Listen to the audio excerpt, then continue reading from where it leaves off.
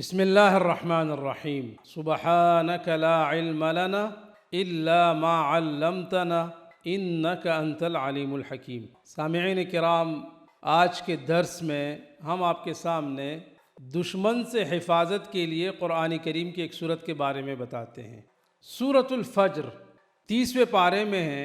اس کے بارے میں آتا ہے، بزرگوں نے لکھا ہے اور ایک مجرب عمل ہے۔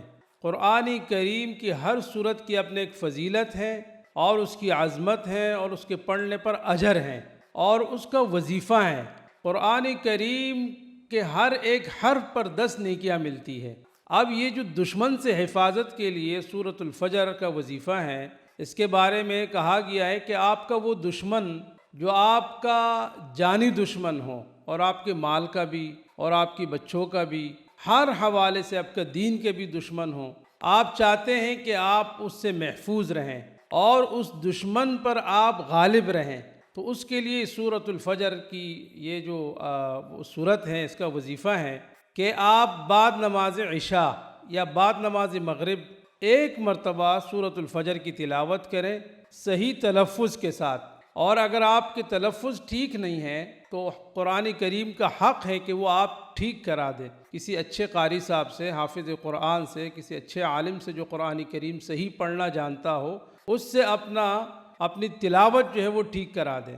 اور اگر آپ کے پاس وہ بھی سہولت موجود نہیں ہے تو آپ سورۃ الفجر ایک مرتبہ سنیں، یعنی بعد نماز مغرب یا بعد نماز عشاء سونے سے پہلے آپ سورۃ فجر جو ہے وہ ایک مرتبہ سنیں۔ اور فجر کے بعد جب آپ اپنے گھر سے نکلتے ہیں آفس کے لیے، فیکٹری کام کے لیے، سفر پر، تو آپ ایک مرتبہ پھر سے سنیں۔ اور اگر آپ کو اس کی صحیح تلاوت کرنا آتی ہے تو شروع میں درود شریف 3 مرتبہ، ایک مرتبہ سورۃ الفجر اور آخر میں 3 مرتبہ درود شریف، اور پھر اللہ سے دعا کرے کہ اللہ رب العالمین مجھے دشمن کے ہر شر سے بچائیں۔